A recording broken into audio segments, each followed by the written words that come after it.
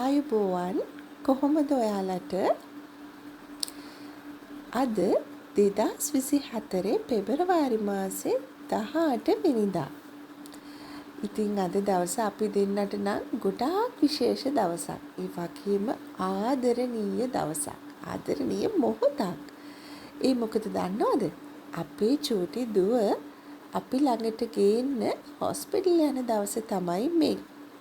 සති 39ක් පුරාවට අපේ පැටියා බණ්ඩියේ තියාගෙන ඉඳලා ගේන්න යන දවස තමයි මේ. ඉතින් මේ 18 වෙනිදා රෑ. පවුලකට අලුතෙන් දරුවෙක් ගේනවා කියන්නේ මං හිතන්නේ ඒක කියන්න බැරි තරම් විශේෂ දෙයක්. ආදරණීය දෙයක්. ඉතින් අපි ඒ අවස්ථාවට දැන් මේ මුණ දෙන්න යනවා කියලා දැනෙනකොට නිර්මල්ටත් මටත් තිබුණේ පුදුම සතුටක්. ඉතින් මේ බණ්ඩියත් එක්ක ගෙවන අන්තිම දවස කියලා මතක් වෙද්දී තව වැඩියෙන් අපි ෆොටෝස් ගත්තා, වීඩියෝ කරගත්තා. ඉතින් අපිට හිතුණා අපේ පළවෙනි බබා ගෙදර ගේන්න යන දවසේ ගොඩාක් මතකයන් අපි එකතු කරගන්න ඕනේ කියලා. ඉතින් ඒ නිසාම අපි බුදුන් වැඳලා බුදුන්ගෙන් ආශිර්වාද අරගෙන ඊට පස්සේ අපේ අම්මලාගෙන් ආශිර්වාද අරගෙන හොස්පිටල් එකට යන්න පිටත් වුණා. නිර්මලයි මමයි වගේම නිර්මලගේ අම්මත් මගේ අම්මත් මේ වෙලාවේ හිටියේ ගොඩාක් සතුටින්. ඉතින් ගෙදර හැමෝම මේ වෙලාවේ ගොඩක් සතුටින් හිටියේ. මොකද අපි මේ යන්නේ පුංචි පැටියෙක් ගෙදර ගේන්නනේ.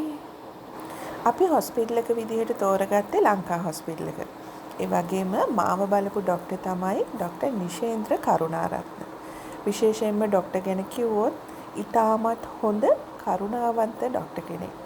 ඕන කෙනෙක් දන්නවනේ ප්‍රෙග්නන්ට් වෙලා ඉන්නකොට විශේෂයෙන්ම පළවෙනි බබා ලැබෙන්න ඉන්නකොට ගොඩාක් ප්‍රශ්න තියෙනවා, ගැටලුකාරී තත්ත්වයන් තියෙනවා, දැනගන්න ඕන දේවල් ගොඩාක් තියෙනවනේ. ඉතින් මේ හැම දෙයකටම විසඳුම් ලබා ගන්න පුළුවන් මේ ડોක්ටර්ගේ. බය නැතුව ඕන කෙනෙකුට මට කියන්න පුළුවන් මේ ડોක්ටර් ළඟට යන්න කියලා. ඉතින් මේ තියටර් එකේදී මේ වෙලාවේ නම් මගේ හිතට දැනෙන දේවල් වචන වලට පෙරලන්න අමාරුයි. ඇත්තටම කිව්වොත් මං තියටර් එකට යනකොට ගොඩාක් බය වෙලා තමයි ගියේ. හැබැයි ගියාට පස්සේ ඒ බය මට ටිකක් අඩු වෙලා ගියා. මොකද නිර්මලත් ළඟ හිටියා. ඉතින් මාව හැමදාම බලපු ડોක්ටර්ත් ළඟ හිටියා. ඒ නිසා මට කිසිම කරදරයක් නැතුව මගේ පුංචි පැටියව අරගෙන මට අපේ රූම් එකට එන්න පුළුවන් වුණා. ඉතින් මේ තමයි අපේ පවුලේ අය හරිම ආදරෙන් ආසාවෙන් අපේ පුංචි පැටියව බලා ගන්න විදිහ, බලන විදිහ. ඉතින් මෙතන ඉන්නේ නිර්මලගේ පවුලේ කට්ටියයි, මගේ පවුලේ කට්ටියයි. ඉතින් ඒගොල්ලොන්ටත් ගොඩාක් ආසයි මගේ පුංචි දුව දැකලා. ඉතින් මමත් ගොඩාක් ආසාවෙන් හිටියේ. ඉතින් හැබැයි මට නැගිටින්න නම් පුළුවන් තත්ත්වයක් මේ වෙලාවේ තිබුණේ නැහැ. මට හරියට මගේ පැටිය බලා ගන්න හම්බෙලත් නැහැ මේ වෙනකොට.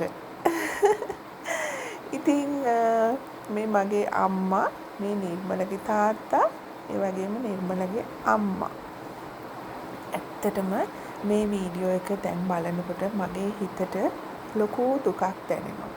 ඒ තමයි මේ ඉන්න මගේ අම්මත්, මේ ඉන්න නිර්මලගේ තාත්තත් මේ වෙනකොට ජීවිතුන් අතර නැහැ. ඉතින් මොනවා කරන්නද නේද? හරි. මේ තමයි අපි අපේ පැටියව ගෙදර ගෙනාපු වෙලාව. ඒ කියන්නේ මම හොස්පිටල් එකට ගියේ 18 වෙනිදා. 19 මට බබා ලැබිලා අපි 20 වෙනකොට ගෙදර ආවා.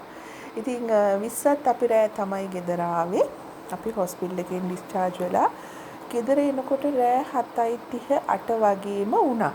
අපි ගෙදරින් ගිය වෙලාවට වගේම තමයි අපි ආපහු ගෙදර ආවේ.